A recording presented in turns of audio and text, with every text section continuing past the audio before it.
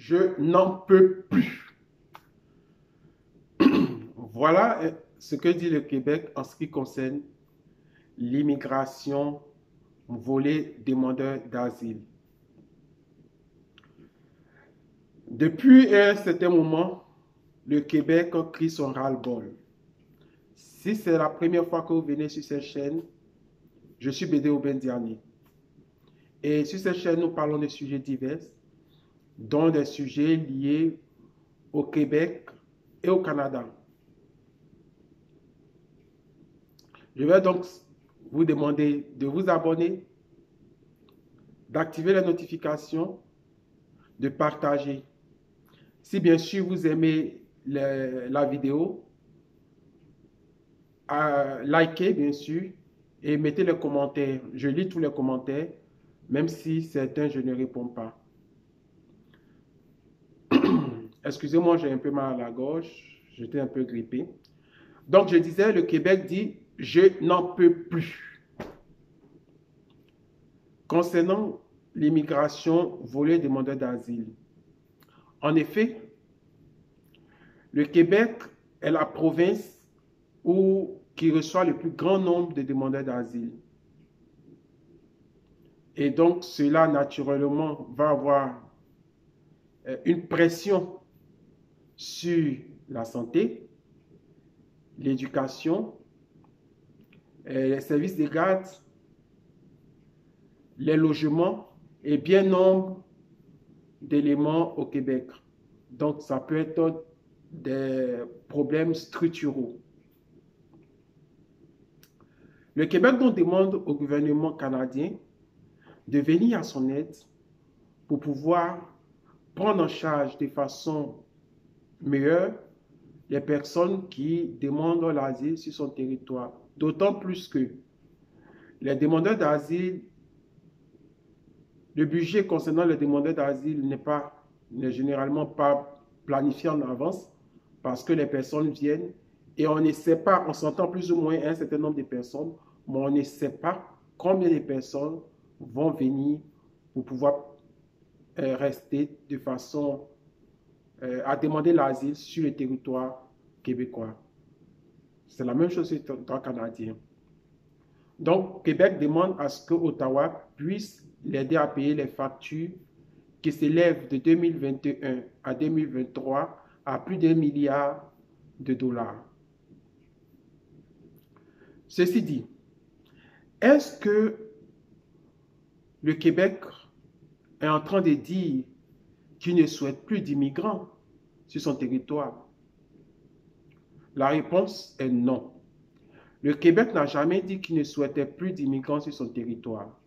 D'ailleurs, il faut savoir que les immigrants qui arrivent sur le territoire québécois sont généralement sélectionnés par le Québec. En ce qui concerne la résidence permanente, la résidence temporaire et voire même, comment on appelle là, les touristes. Bon, les touristes généralement ne sont pas sélectionnés par le Québec, mais comme ils viennent de façon temporaire pour venir dépenser, pour venir participer à l'économie touristique, cela ne pose pas de problème. Par contre, ceux qui viennent et demandent l'asile, généralement, on ne connaît pas le nombre et cela généralement est budgétisé d'une certaine façon, mais pas bien budgétisé parce qu'on ne sait pas combien de personnes et donc on ne prépare pas tous les éléments techniques qui permettent de les accueillir. J'ai parlé de l'école, j'ai parlé des logements, j'ai parlé de la santé, des garderies, etc. Donc, le Québec va continuer à accueillir les personnes qui viennent pour la résidence permanente, les personnes qui viennent pour des études ou aussi les personnes qui viennent pour le travail dans la résidence temporaire. Et je réponds pour dire, le Québec n'a pas dit qu'il ne souhaite pas de demandeurs d'asile sur son territoire. Il dit simplement qui souhaite que les demandeurs d'asile soient répartis de façon plus ou moins équitable sur, sur toutes les autres provinces, et aussi que Ottawa permette, vienne en aide, lui vienne en aide pour pouvoir supporter les coûts financiers liés à ce nombre croissant de demandeurs d'asile sur son territoire. Donc, il n'y a pas d'inquiétude pour ce qui est de l'immigration de façon générale. Donc, si vous êtes toujours intéressé à venir au Québec, le Québec est toujours prêt pour vous accueillir si ils vous choisissent. Et donc, continuez de préparer votre projet, continuez d'améliorer votre projet, surtout, agissez. N'attendez pas pour dire je ne suis pas encore prêt, je ne suis pas encore prêt. Tout projet commence par l'action. Si on n'agit pas et qu'on continue de procrastiner, on ne va jamais atteindre l'objectif qu'on se fixe. Donc, je vous encourage à continuer d'agir en lançant vos demandes et surtout en venant au Québec pour participer de façon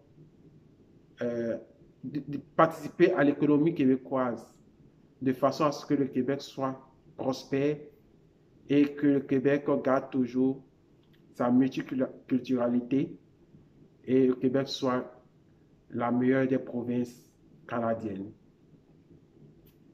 Si vous n'êtes pas abonné, abonnez-vous, partagez, likez et laissez des commentaires.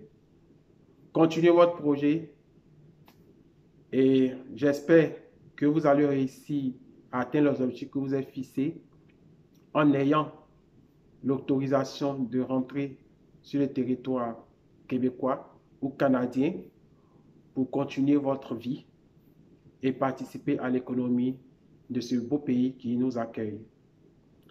Ceci dit, bonne soirée à vous, portez-vous bien et salut!